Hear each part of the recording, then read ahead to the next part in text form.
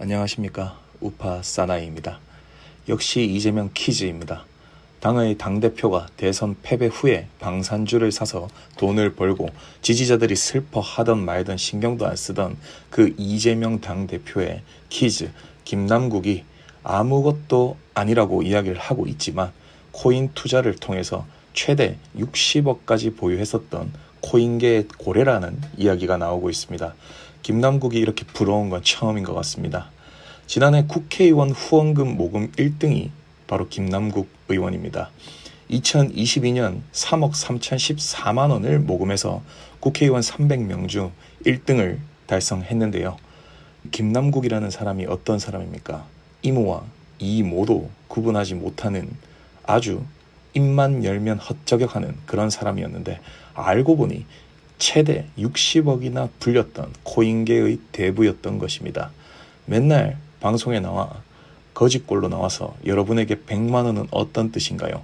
100만 원은 절박함이라며 이런 서민 코스프레를 통해서 많은 후원금을 모금했던 그가 뒤에서는 코인 60억치를 보유했었던 이런 이중적인 잣대 국민들이 지금 놀라고 있다는 겁니다. 그가 했던 명언이 있습니다. 편의점에서 아이스크림 하나도 안 사 먹고 차도 안 사고 돈을 아껴서 지금의 재산을 이룬 거다라고 이야기를 했던 그가 결국 정작 코인 대부였고 이런 사실들이 팍팍한 일상을 살아가는 우리 국민들을 힘 빠지게 하는 게 아닌가 싶습니다. 자, 코인에 대해 좀 더 이야기를 하자면 정치인들이 이제 코인으로 뒷돈을 주고받고 빼돌리기 위해서 일부러 법을 늦게 만드는 건지는 잘 모르겠습니다. 결국 이 가상화폐가 공직자 재산 신고에 빠져 있기 때문에 김남국도 자기 말에 따르면 불법은 없었고 신고할 의무가 없어서 안 했다라는 것입니다. 너무 편하지 않습니까? 재산의 대부분을 코인으로 가지고 있는 사람은 신고할 의무조차 없다라는 게 말이 되는 상황인지를 모르겠습니다. 자, 공직자 재산 신고라는 게 정치인 그리고 공직자들이 본인이 가지고 있는 지위 그리고 정보를 활용해서 재산을 늘리는 것을 막기 위해 만들어진 법이라는 것을 꼭 기억하셔야 됩니다. 근데 코인은 의무가 아니라서 신고를 안 했다. 이건 이 질문의 요지를 이해를 못했거나 동문서답하는 것이 아닐까 싶습니다. 먼저 이번 사건에서 주목하셔야 될 점은 이번 사건은 코인 거래소에서 FIU 금융정보분석원에 이상거래라는 점으로 먼저 신고를 했고 이번 건을 지켜보던 금융정보분석원에서 검찰에 신고했다라는 점입니다. 그러니 검찰에서 이 김남국 씨의 계좌를 먼저 들여다보고 보복을 하기 위해 야당 탄압을 하기 위해 시작한 일이 아니라는 점도 반드시 기억하셔야 되는 부분입니다. 자, 세 가지 문제점이 있습니다. 자, 첫 번째, 이 자금의 출처가 너무 불분명하다는 겁니다. 김남국 본인은 자신이 주식을 판 돈을 코인에 해서 번 돈이라고 이야기를 하고 있습니다. 근데 주식을 팔았더니 9억이었고 이 9억을 코인에 넣었으니 60억이 됐다 뭐 이런 이야기를 하고 있는데 지능과 판단력이 떨어지는 우리 민주당의 개혁을 지지하는 개딸들은 김남국이 성공한 재테크를 한 사나이인데 왜 그를 욕하고 있냐라고 이렇게 쉴드를 치고 있습니다. 자, 주식 판 돈 9억이 어느 순간 따따블이 되었고 실제 김남국은 2011년 신고 때 주식 9억 4천만 원을 보유한 것으로 신고를 했습니다. 자, 그걸 정리해서 그 돈으로 코인을 샀다고 주장을 하고 있고 그 다음에 재산 공개 때 예금이 1억에서 11억으로 약 10억 가까이 증가를 했습니다. 그 증가 사유를 또 주식을 매도한 금액이라고 신고를 했습니다. 자, 이상하지 않습니까? 주식 매도한 9억을 가지고 코인을 했다고 했는데 그 다음에 재산신고 목록에서 예금이 10억이 늘었다. 그 10억이 왜 늘었냐라고 하니까 주식을 판 돈이다. 이상하잖아요? 그러면 그 9억이 더블이 됐잖아요. 돈이 2배가 되었습니다. 김남국 씨가 돈 복사기를 가지고 있는 게 아니라면 어떻게 이런 말도 안 되는 앞뒤가 안 맞는 해명을 하고 있는지 모르겠습니다. 코인은 신고 대상이 아니라 안 했다고 치면 김남국의 재산은 9억이 줄어야 되는 게 맞는 거죠. 근데 재산은 안 줄고 예금으로 9억이 늘었고 전환이 됐다는 거죠. 이 코인은 도대체 그럼 무슨 돈으로 산 것일까? 이 부분에 대해서 주말간 정말 논란이 많았습니다. 결국 이렇게 앞뒤가 안 맞다라고 이야기가 나오다 보니 결국 김남국은 전세 자금으로 코인 투자를 했다라고 오늘 해명을 합니다. 왜 이런 해명을 꼭 논란이 되어야지만 하는 것일까요? 이게 바로 거짓말이라는 반증이 아닐까 생각합니다. 두 번째입니다. 이해충돌 방지법에 대한 내용입니다. 김남국은 22년 2월에서 3월 사이에 이 코인을 전액 다른 거래소로 보내게 됩니다. 딱 인출 시기도 정말 절묘한 것이 22년 3월 25일에 시작되는 트래블룰 가상화폐 거래 실명제가 시작되는 날을 앞둔 딱 그 시점에 다른 거래소로 보내게 된다는 것입니다. 김남국 자기 명의로 정당하게 거래를 했다라고 항상 하지만 그 실명제 직전에 다른 거래소로 보냈다라는 점입니다. 이 돈을 현금화했다면 공직자 재산 신고에 들어가야겠지만 그게 없는 걸 보니 결국 다른 해외 거래소로 보낸 게 아닌가, 이런 합리적인 추론이 들고 있는 상황입니다. 어딘가에 계좌에서 아직 그 코인으로 가지고 있을 가능성도 있고요. 아니면 다른 사람의 해외 거래소 계좌로 보냈을 수도 있겠죠. 실명제를 피해서 인출을 했다라는 게 어떤 뜻을 가지고 있는지 한번 생각을 해보시면 좋을 것 같습니다. 그래서 김남국의 위믹스 80만 개의 출처, 그리고 이 80만 개가 지금 어디로 가 있는지 전혀 알 수 없는 상황입니다. 하지만 파렴치하게도 김남국은 21년도 본인이 코인 투자를 하고 있던 시점이었죠. 그때 가상화폐 투자로 얻은 수익에 대한 과세를 유예하는 법안을 발의하게 됩니다. 지가 낼 세금을 지가 면제하는 법안을 자기가 내는 이런 말도 안 되는 행동을 본인이 했다라는 점입니다.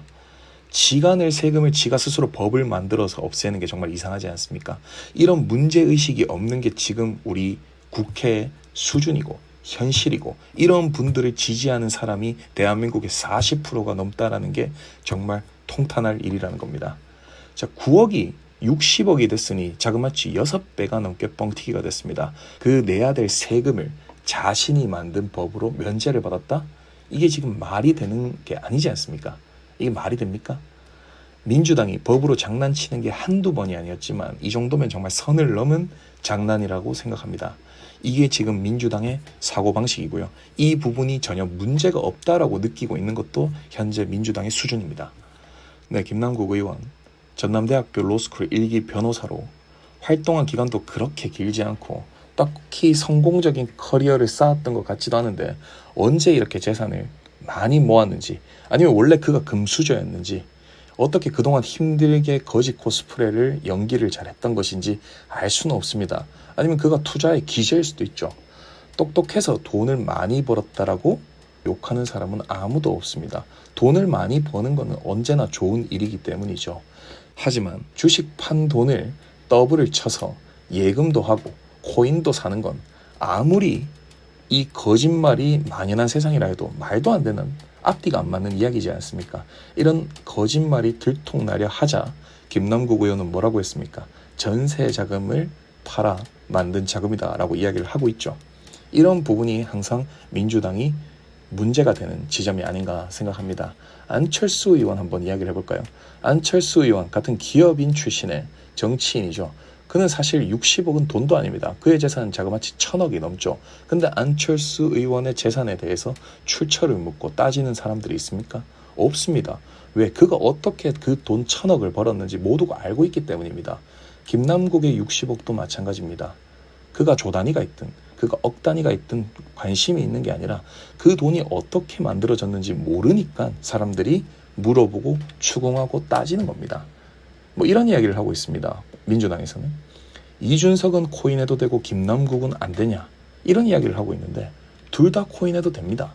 근데 문제는 그 코인 투자를 한 재산이 어떤 자금을 가지고 했냐, 이 부분을 계속 물어보고 있다는 겁니다. 국회의원이라는 직업 자체가 그런 정보의 특수성을 가질 수 있는 자리이기 때문에 이러한 자금 출처에 대해서 항상 물어보는 자리다라는 걸 꼭 좀 기억해 주셨으면 좋겠고요.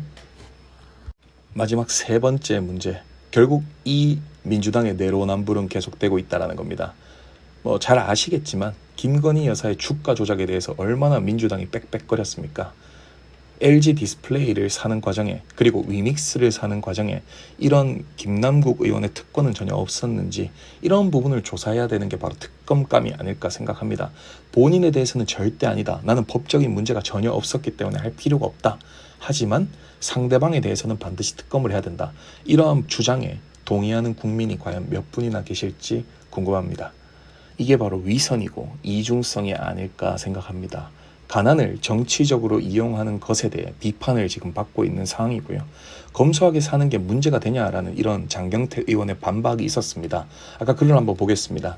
국회의원이라고 호텔에 가서 잔 적이 없고 보좌진과 모텔에서 잤다라고 이야기를 하는데 대부분의 서민들도 그렇게 살고 있습니다. 서민을 대표한다라는 그런 민주당 국회의원들은 꼭 호텔에서 주무셔야 되나요? 모텔에서 자면 안 되나요? 여러 사람이서?